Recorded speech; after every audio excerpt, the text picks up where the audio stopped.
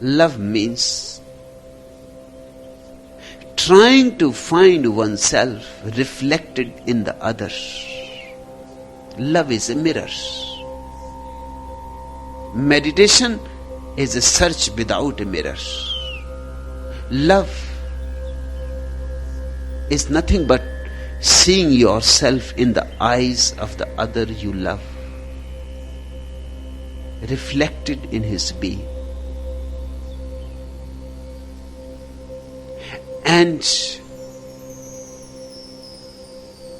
a way of enjoying the togetherness. We are alone, but we are not alone in the sense that we exist alone. We are alone, but there are other people around us who are also alone. We exist with many people who are alone. Bridges have to be made. Love is the meeting of two alonenesses. One aloneness is immensely beautiful. What to say about when two alonenesses meet and merge? A great flowering happens. More mysterious a life becomes, more joyous. And then one learns the rhythm. Sometimes be alone, enjoy yourself. Sometimes be together, enjoy love, friendship. When tired with togetherness, escape into your innermost being. When tired of your aloneness, escape into the being of the other. It is like walking on a tight rope. Sometimes you lean towards the left, and then you know that if you lean any more, you will fall. So you start leaning towards the right. Then again a point comes when you know that if you lean more towards the right, you will fall. And you start leaning towards the left. That balance, the balance of the tightrope walker, is the balance that gives richness to man. Walk between love and meditation, balancing each other. Become rich with meditation and love. But remember, the first thing is meditation. If you don't know who you are, you will not be able to love either. If you don't know inner blissfulness, you will not be able to share it with anybody else either.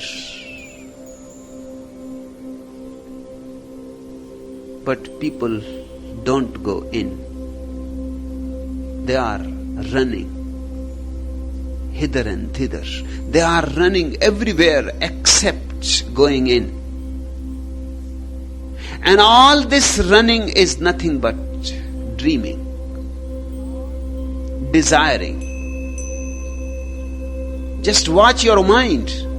What your mind goes on doing. In the night it dreams, in the day it dreams. It goes on running and running. It moves in circles, but those circles are all dreams. The truth is your consciousness, not your mind. Your mind is created by the society. Your consciousness comes from God. Move to the consciousness. Change the gestalt. Your emphasis has to be changed. That's what it means to be religious. That's what is conversion. Changing your attention from the mind to consciousness. Mind is a social byproduct. The Hindu mind, the Christian mind, the communist mind, the Catholic mind, these are social byproducts. The society has put ideas in your head. That is your mind. Shift your consciousness, your attention to that which is God created. Otherwise you will live in dreams.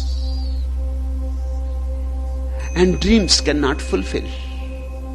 Dreams are dreams. They are not really there.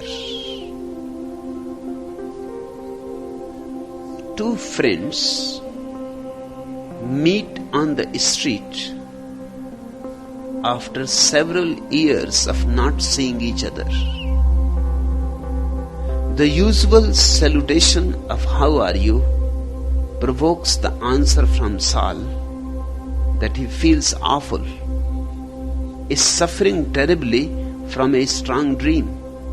It seems that every night, the moment he goes to sleep, he dreams he is getting on the train from Tel Aviv to Haifa. The train reaches Haifa, but he does not get off. He returns to Tel Aviv, and upon arriving he wakes up to find the new day, and he is hot and tired from the trip. Morris exclaims that he too is in a similar shape for basically the same reason. It seems that every night he dreams that the door on the left side of his bedroom opens and out walks Sophia Loren. She strips stark naked and walks into the room and climbs into his bed.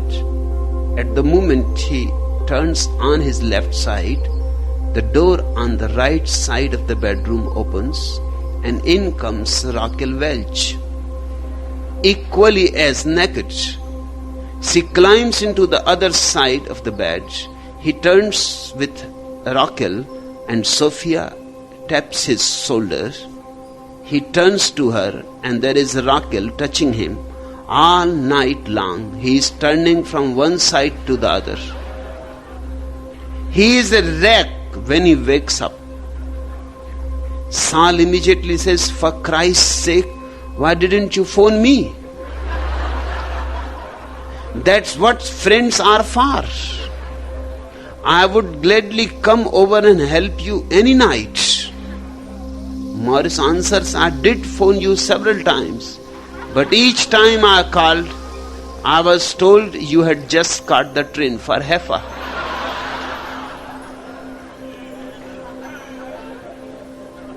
The mind goes on dreaming.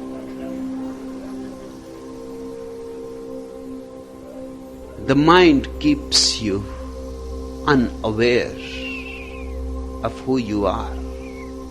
So many dreams that the truth is lost in the rubbish of your dreams.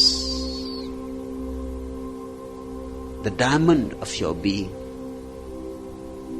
is covered.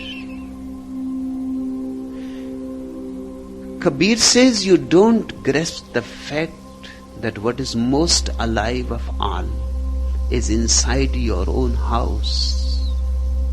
And so you walk from one holy city to the next with a confused look.